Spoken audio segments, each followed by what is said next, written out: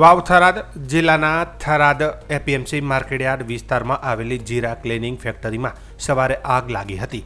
થરાદ નગરપાલિકા ફાયર બ્રિગેડની ટીમે તાત્કાલિક કાર્યવાહી કરીને આગ પર કાબૂ મેળવી લીધો હતો, જેના કારણે મોટું નુકસાન ટળ્યું હતું અને સદનસીબે આ ઘટનામાં કોઈ જાનહાનિ થઈ નથી। આગ લાગવાની આ ઘટના સવારના 6 થી 6:30 વાગ્યાના આરસામાં શોર્ટ સર્કિટના કારણે બની હોવાનું પ્રાથમિક તબક્કે જાણવા મળ્યું છે। ફાયર બ્રિગેડને કોલ મળતા જ ફાયર અધિકારી વિરમજી રાઠોડ અને તેમની ટીમ 2 ફાયર ફાઇટર સાથે ઘટનાસ્થળે પહોંચી હતી। ફાયર બ્રિગેડની ઝડપી કામગીરી સાથે યુજીવીસીએલની 2 ગાડીઓ અને સ્ટાફ પણ સ્થળ પર પહોંચી ગયો હતો। વીજ પુરવઠો બંધ કરવામાં આવતા આગને સંપૂર્ણપણે નિયંત્રણમાં લેવામાં મદદ મળી હતી। સુરેશ મહેશ્વરે જણાવ્યું હતું કે આ ગોડાઉન છેલ્લા 1 વર્ષથી બંધ હાલતમાં હતું, તેથી આગથી મોટું નુકસાન થયું નથી। જોકે આ જ ફેક્ટરીની બાજુમાં આવેલા ગોડાઉનમાં 2 મહિના અગાઉ પણ આગ લાગવાની ઘટના બની હતી, જે આશ્ચર્યજનક બાબત છે।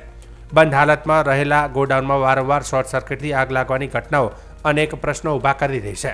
સ્થાનિક વેપારીમાં ચર્ચા છે કે વીજળીની વ્યવસ્થા, જાળવણીને સુરક્ષા મુદ્દે યોગ્ય તપાસ થવી જોઈએ। થરાદ ફાયર ઓફિસર વિરમજી રાઠોડે માહિતી આપતા જણાવ્યું હતું કે જીરો ક્લિનિંગ ફેક્ટરીમાં લાગેલી આગ હવે નિયંત્રણમાં છે અને કુલિંગ પ્રક્રિયા ચાલુ છે। ફાયર બ્રિગેડ અને યુજીવીસીએલની ટીમે સમયસર કામગીરીને કારણે મોટી દુર્ઘટના ટળી હોવાનું તેમણે ઉમેર્યું હતું।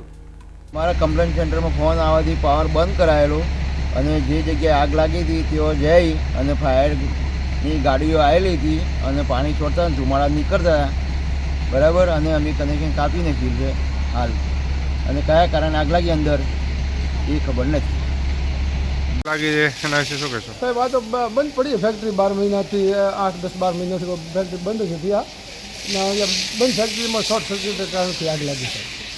અગાઉ પણ આગ લાગી ચૂકી હતી બાજુના ગોડાઉનમાં? ના સાહેબ, કોઈ આગ નહીં, તો ખાલી કોઈ ચોર વાયર શોર્ટ થયો કોઈ તરફ બળી ગયું સાહેબ, કોઈ નહીં, ખાલી બહાર ગયું। કેટલું નુકસાન હશે આશરે? સાહેબ, નુકસાન કોઈ ખબર પડે નહીં, જો અમારે કોઈ લોબો કશું નથી નુકસાન, કોઈ જો ખબર પડે સાહેબ।